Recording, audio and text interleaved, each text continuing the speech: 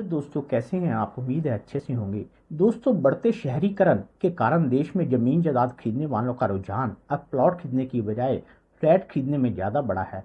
खासकर NCR area जैसे कि दिल्ली, गुड़गांव, फरीदाबाद, नोएडा, मुंबई और ऐसे भीड़ भाड़ वाले इलाके शहरों में तो यह चलन अपने पीक पर है। क्योंकि शहरीकरण की वजह से एक तो जगह की कमी है और दूसरे प्रॉपर्टी के रेट आसमान छू रहे हैं।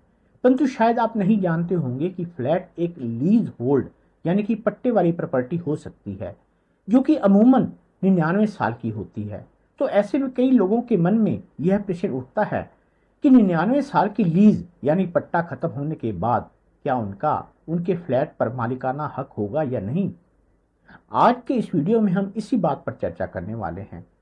सबसे पहले तो मैं आपको यह बताना चाहूंगा कि देश में जमीन जायदाद की खरीद फरोख्त दो आधारों पर होती है। एक तो लीज होल्ड और दूसरी फ्री होल्ड। जिस जायदाद पर मालिक के अलावा किसी और का मालिकाना हक नहीं होता, उस प्रॉपर्टी को फ्री होल्ड प्रॉपर्टी कहा जाता है और ऐसी जमीन जायदाद के रेट हाई होते हैं। वहीं दूसरी ओर लीज होल्ड प्रॉपर्टी यानी कि पट्टे वाली प्रॉपर्टी पर एक फिक्स समय तक उसके धारक का मालिकाना हक रहता है। पट्टा आमतौर पर 30 वर्ष या 99 वर्ष का होता है और इस समय अवधि के समाप्त हो जाने के बाद इस पर फिर से मालिक का कब्जा हो जाता है। जायदाद बार बार ट्रांसफर ना करनी पड़े, इसलिए इस सिस्टम की शुरुआत की गई। अब सबसे बड़ा सवाल यहाँ यह पैदा होता है कि अगर किसी खरीदार ने 99 साल के पट्टे पर फ्लैट खरीदा है, तो क्या इस अवधि के बाद इस जायदाद पर उसका मालिकाना हक बना रहेगा? तो यहाँ मैं आपको बताना चाहूँगा कि उसे किसी तरह की चिंता करने की जरूरत नहीं, क्योंकि सरकार समय समय पर फ्लैट को लीज से फ्री होल्ड में बदलने की योजनाएं चलाती रहती है।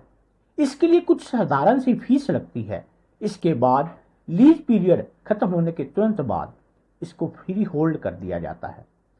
लीज यानी पट्टा खत्म होने के बाद जायदाद की वैल्यू गिर जाती है, क्योंकि इसके लिए कोई नया खरीदार नहीं मिलता, इसलिए यह कम दामों में मिलती है। इस जानकारी से आप यह तो समझ गए होंगे कि आप जब भी कोई जायदाद या फ्लैट खरीदें तो इस बात को क्लियर कर लें कि वह जायदाद या फ्लैट लीज पर है या फ्री होल्ड, ताकि आप उसे खरीदते समय उसकी सही कीमत लगा सकें। उम्मीद करता हूं कि यह जानकारी आपके काम की होगी।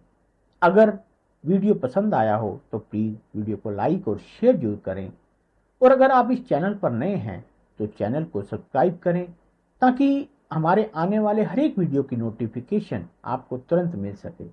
धन्यवाद। नमस्कार।